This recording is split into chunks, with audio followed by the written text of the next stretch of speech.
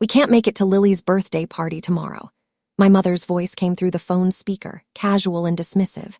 I stood in my kitchen, frosting my daughter's birthday cake, the phone balanced between my shoulder and ear. "What do you mean you can't make it? It's her 5th birthday. She's been talking about Grandma and Grandpa coming for weeks." My mother sighed, the kind of sigh that said I was being unreasonable. "Something came up, honey. We'll celebrate with her another time." Something came up. Those 3 words hit me like a punch. I'd been sending my parents $800 every week for the past 3 years, $3,200 a month, over $100,000 total. Money I worked overtime for as an emergency room physician. Money that came from shifts I could have spent with Lily instead. "What came up, Mom?" My voice stayed steady, but my hand gripped the frosting knife harder. "Just things you wouldn't understand. We'll call Lily tomorrow and sing happy birthday." She hung up before I could respond. "My name is Kimberly Chen, and I'm 34 years old. I work as an emergency room physician at Memorial Hospital, where I handle 12-hour shifts that leave me exhausted but fulfilled. My daughter Lily is my whole world, a bright, curious 5-year-old with dark curls and endless questions about everything. Her father left when I was pregnant, so it's been just us since the beginning. Well, us and my parents, who I thought were my support system." I stared at the half-frosted cake, my hands shaking now. 3 years of $800 weekly payments. 3 years of sacrificing time with Lily to work extra shifts. 3 years of believing my parents when they said they needed help with medical bills, house repairs, and living expenses. And they couldn't come to their only grandchild's birthday party because something came up. I set down the frosting knife and opened my laptop. Something felt wrong. This wasn't the first time they'd canceled plans, but it was the most important. I logged into my bank account and pulled up 3 years of payment history. Every Friday, without fail, I'd sent $800 to my parents' account. The transfers were automatic now, deducted from my paycheck before I even saw the money. I'd set it up that way at my mother's suggestion, so I wouldn't forget. Looking at the numbers made my stomach turn. $114,400. That was what I'd sent them over 3 years. For what exactly? My mother had said they needed help with Dad's medical bills after his heart surgery. That was the original reason I'd started sending money. But the surgery had been 3 years ago, and the payments never stopped. Every time I suggested reducing the amount, my mother would mention another expense. The roof needed repairs. The property taxes went up. Their medication costs increased. There was always something. I opened a new browser tab and searched for my father's doctor. Dr. Howard Banks, the cardiologist who'd performed Dad's surgery. His office was local, just 20 minutes from my parents' house. The next morning was Lily's birthday. She woke up excited, bouncing into my room at 6 in the morning. "Is today my party? Are Grandma and Grandpa coming?" Her face was so hopeful it broke my heart. "They can't make it today, sweetie, but they'll celebrate with you soon." I watched her face fall, that quick shift from joy to disappointment that children haven't learned to hide yet. "Why not? Don't they love me?" "They love you very much. They just had something important come up." The words felt like lies in my mouth. Lily's party was that afternoon. 15 kids from her preschool came, along with their parents. My best friend Zara helped me manage the chaos of games, cake, and present opening. Lily smiled and laughed, but I caught her looking at the door several times, hoping to see her grandparents walk through. They didn't call. They didn't text. By evening, when the last guest had left and Lily was asleep, surrounded by new toys, I made a decision. Monday morning, I called Dr. Banks' office during my lunch break. "This is Dr. Kimberly Chen. I'm calling about my father, Harold Martinez. He was a patient of Dr. Banks 3 years ago for cardiac surgery." The receptionist was polite and professional. "One moment, please." After a brief hold, she returned. "Dr. Chen, I have your father's file here. How can I help you?" "I'm trying to verify his medical expenses. We've been making payments, and I need to confirm the outstanding balance." There was a pause. "Dr. Chen, according to our records, your father's surgery and all related care were fully covered by his insurance. There was no outstanding balance. His final bill was settled 3 years ago." The room seemed to tilt. "Are you certain?" "Completely certain. The insurance covered 95%, and the remaining balance of $2,300 was paid in full by your parents 1 week after discharge." I thanked her and hung up, my mind racing. If there were no medical bills, where had my money been going? That evening, I drove to my parents' house unannounced. They lived in a nice neighborhood about 30 minutes from my apartment, in the same house where I'd grown up. I hadn't visited in a few months. Between work and caring for Lily, I rarely had time for social visits. When I pulled up to their house, I noticed something immediately. The driveway held two new cars, a silver luxury sedan and a red sports car. Both had temporary dealer plates. The house looked different too. New siding, new windows, professional landscaping that definitely hadn't been there last time I visited. I sat in my car for a moment, staring at those two shiny new vehicles. $800 a week, $114,000 total. The front door opened, and my mother stepped out, wearing an outfit I didn't recognize. Designer clothes, expensive jewelry. She froze when she saw my car. For a brief second, something like fear crossed her face before she recovered and smiled. Kimberly, what a surprise. I got out of my car slowly, my eyes moving from the new cars to the renovated house to my mother's designer outfit. Nice cars, I said. When did you get those? My mother's smile stayed fixed. Oh, those. Your father's retirement fund finally paid out. We decided to treat ourselves a little. Retirement fund? I thought you needed my help because money was tight. My father appeared in the doorway behind my mother. He looked healthy, relaxed, not like someone struggling with medical bills and living expenses. Kim, come inside, honey. Let's catch up.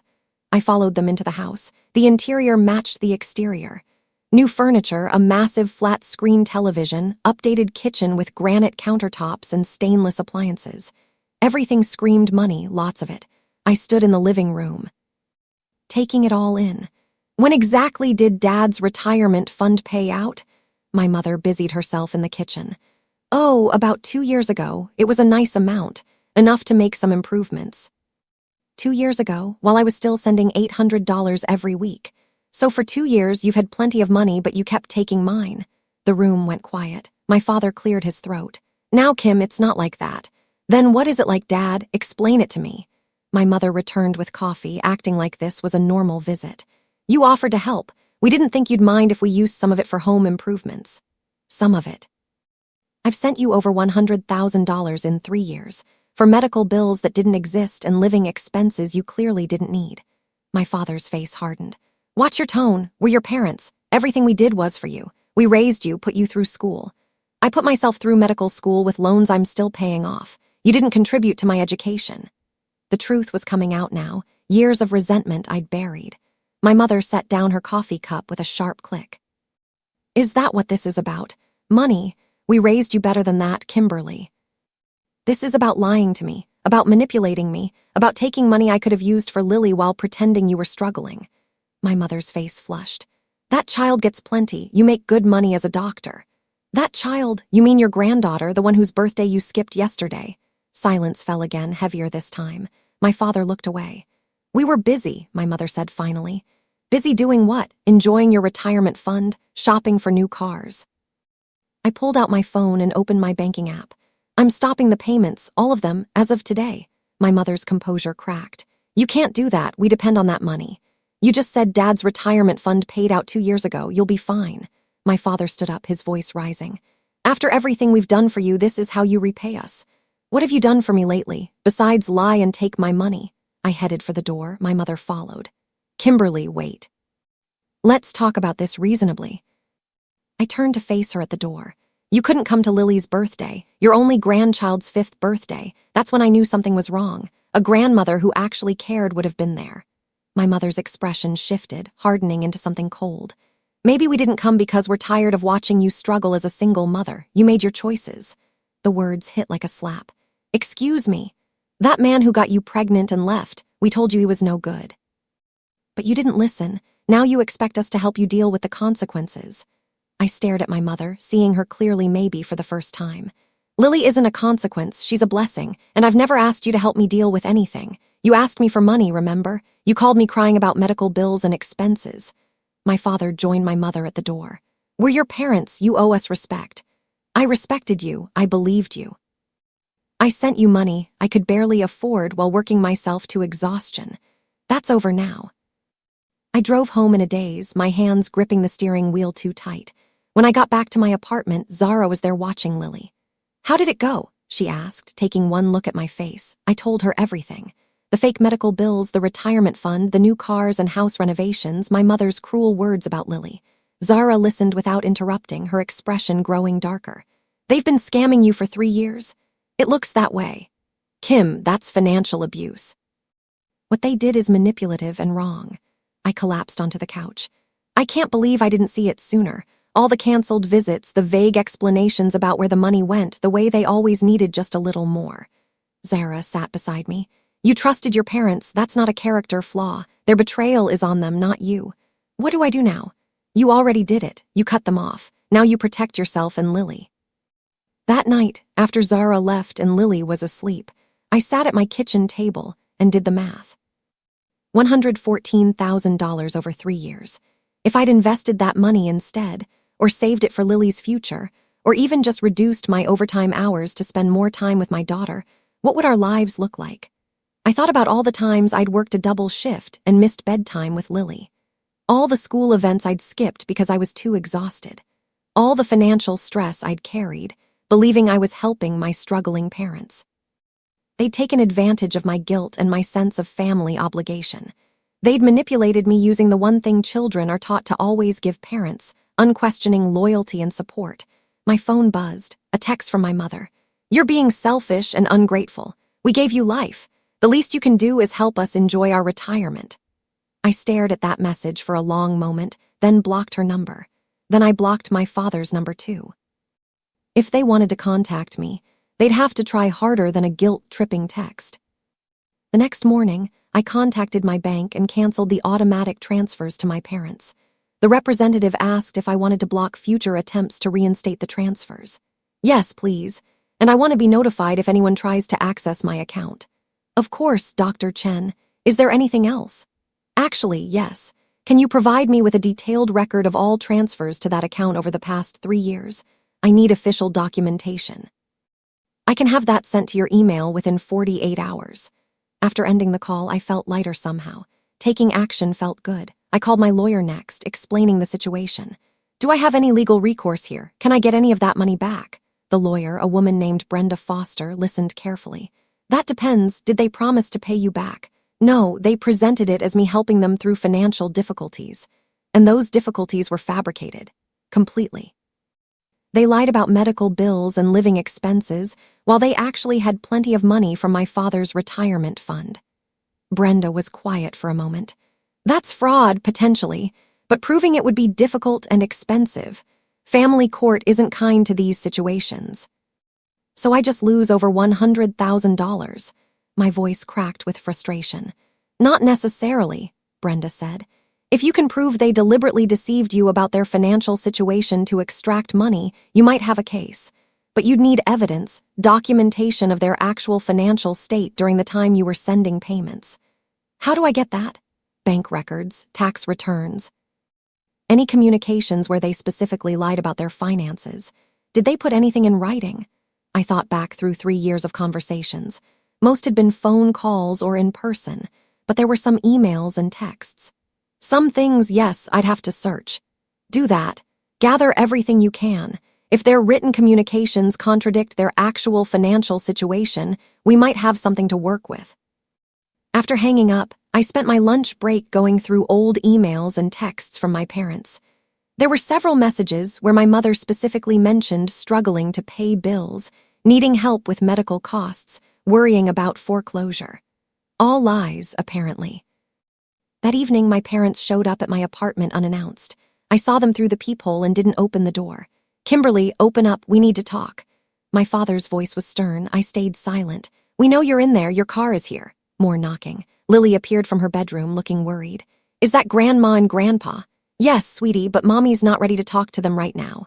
Are you fighting? Her small face was concerned, too aware of adult problems. Sort of. But it's not your fault, and everything will be okay. The knocking continued. Kimberly, you're being ridiculous. We're family. Family. The word felt hollow now. I texted Zara. My parents are at my door. I'm not answering, but they won't leave. She replied immediately. Want me to call the police? I considered it. Not yet, but stay on standby. Finally, after 20 minutes of knocking, my parents left. I watched through the window as they drove away in one of their new cars. The irony wasn't lost on me. Over the next week, my parents tried multiple times to contact me. Texts, calls, emails, even showing up at my workplace. The hospital security had to escort them out when they appeared in the emergency room demanding to see me. "This is harassment," Zara said. "You need to document all of it." She was right. I started keeping a log of every contact attempt, every message, every visit. The pattern was clear. At first, my parents tried guilt. Messages about how I was abandoning them, how ungrateful I was, how they'd sacrificed everything for me. When that didn't work, they tried anger. Texts calling me selfish, accusing me of elder abuse, threatening to sue for grandparent rights to see Lily. Finally, they tried sympathy. My mother sent a long email about how hurt she was, how she couldn't believe her own daughter would treat her this way, how all she'd ever wanted was to be close to me. Each message got forwarded to Brenda, my lawyer. "They're building your case for you," she observed. "These communications show a pattern of manipulation." 2 weeks after I stopped the payments, I received an unexpected call from my aunt, my mother's sister Carmen. "Kim, honey, I need to talk to you about your parents." My guard went up immediately. "Did they send you to guilt trip me?" "No, actually I'm calling because I just found out what they've been doing to you. I'm furious." That caught me off guard. "You know about the money. Your mother couldn't help bragging about her financial windfall during our weekly call. She let it slip that you'd been sending them money for years. When I asked why they needed it, she got defensive and hung up, so I did some digging." Carmen paused. "Kim, they don't need money. They've had plenty since your dad's retirement. Taking your money while lying about being broke, that's disgusting." Hearing someone from my family validate my feelings made emotion rush up. "They told me there were medical bills, that they were struggling." "There were no medical bills. Your dad's surgery was covered." "I was there. I saw the insurance statements." "Why didn't you tell me?" I asked. "I didn't know they were asking you for money. Your mother kept that quiet from the rest of the family. If I'd known, I would have said something immediately." Carmen sighed. "Your parents have always been good at presenting one face to the world while being someone else in private. I've seen it my whole life." "What do you mean?" "Your mother especially. She's always been concerned with appearances, with having more than everyone else. When your dad's retirement fund came through, it wasn't enough for her. She wanted more. So she targeted me. You're successful, you're kind, and you feel obligated to family. You were an easy target." The words stung because they were true. Carmen continued.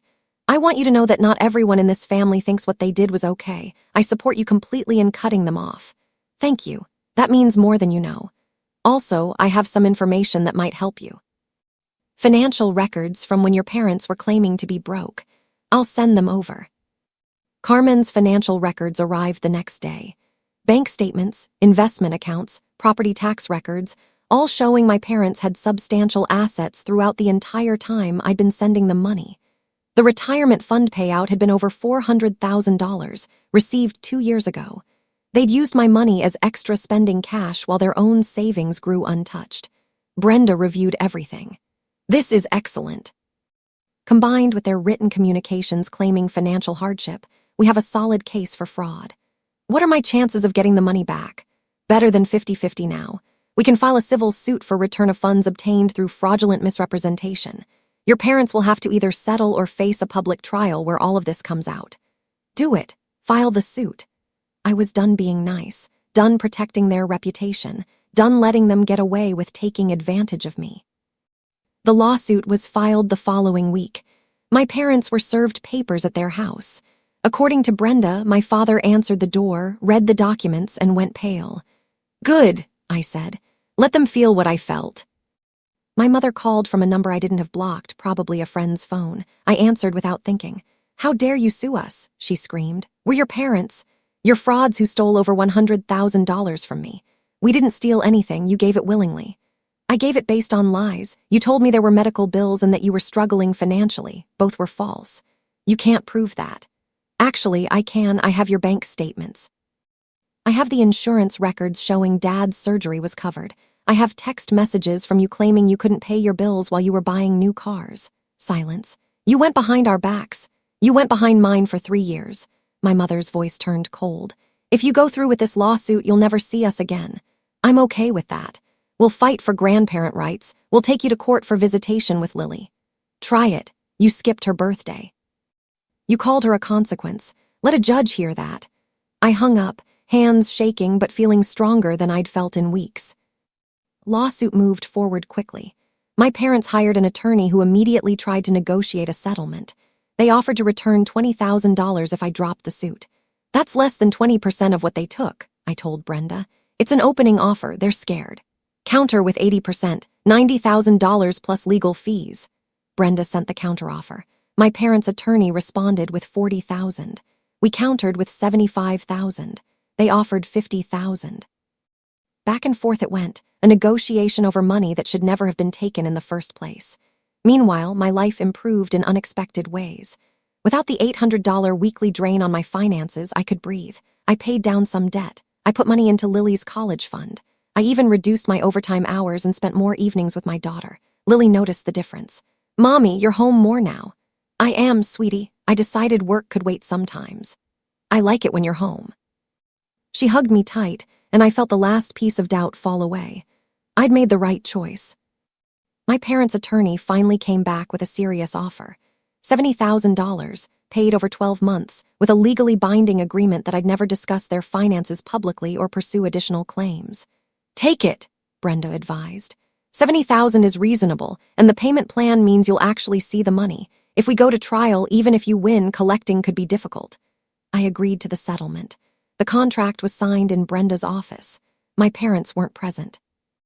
They sent their attorney to handle everything. The first payment arrived 2 weeks later. $6,000 deposited into my account. Seeing that money felt like validation, like proof that I hadn't been crazy, that what they'd done was real and wrong and I'd been right to fight back. Zara took me out to celebrate. "You did it. You stood up to them and won." "I didn't really win. I'm only getting back about 60% of what they took." "You won something more important. You broke free from people who were using you. That's huge." She was right. The money mattered, but the freedom mattered more. 6 months after the settlement, my life looked completely different. I'd moved to a better apartment, closer to Lily's school. I'd bought new furniture, started a hobby I'd always wanted to try, painting, and even began dating someone I'd met through work. My parents made one more attempt to contact me, a letter delivered through their attorney. It wasn't an apology. It was a request to see Lily, claiming they'd changed and wanted to be part of their granddaughter's life. I didn't respond. Some bridges once burned shouldn't be rebuilt. Carmen remained in my life, becoming the grandmother figure Lily needed. She came to birthday parties, school events, weekend visits. She never asked for money and never made me feel guilty. "That's what real family does," she told me once. "They show up without expecting payment." The final payment from my parents arrived on schedule. $70,000 over 12 months, every penny accounted for. When the last deposit cleared, I felt something release in my chest. It was over. Done. I'd recovered what I could and moved on. Lily's 6th birthday party was everything her 5th should have been. The apartment was full of friends, laughter, presents, and cake. Carmen was there, taking pictures and helping with games. Zara brought an elaborate princess costume that made Lily squeal with delight. There was no empty space where grandparents should have been, no waiting for people who wouldn't show, just genuine love and celebration. As I watched Lily blow out her candles, surrounded by people who truly cared about her, I thought about the journey of the past year. The discovery, the confrontation, the lawsuit, the settlement. All of it had been painful and necessary. I'd learned that family isn't defined by blood or obligation. It's defined by who shows up, who tells the truth, who loves you without conditions or hidden costs. My parents had taught me that lesson the hard way. Looking around my apartment, at the life I'd rebuilt without their manipulation, I felt grateful. Not for what they'd done, but for what I'd discovered I could do without them. Independence, strength, clear boundaries, the ability to choose my own family. A year after I'd stopped those $800 payments, I sat down with my financial advisor to review my situation. The numbers were remarkable. With the returned settlement money and the weekly amount I was now saving, I'd built up a substantial emergency fund. Lily's college account was growing steadily. My debt was nearly paid off. "You've made excellent progress," the advisor said. "At this rate, you'll be in a strong position for early retirement if you want it." Early retirement had never seemed possible before. Now it was a real option. I thought about all those hours I'd worked, believing I was helping my parents survive. All that sacrifice had been built on lies, but I'd reclaimed my story. I'd taken back my money, my time, and my peace of mind. That evening, Lily and I sat together on the couch, reading her favorite book. Mommy, are you happy? She asked suddenly. Very happy, sweetheart. Why do you ask? You smile more now. I like it. I hugged her close, breathing in the scent of her strawberry shampoo. She was right. I did smile more. The weight of supporting my parents while being manipulated had lifted, leaving space for genuine joy. I love you, Lily. I love you too, Mommy. Outside, the city lights sparkled in the darkness. Somewhere out there, my parents were living their retirement, funded by their own money now. We'd never reconcile, and I was fine with that. Some relationships are meant to end so better ones can flourish. I'd paid my parents $800 a week for 3 years. When I asked why they skipped my child's birthday, I discovered the truth. And that truth, painful as it was, had set me free.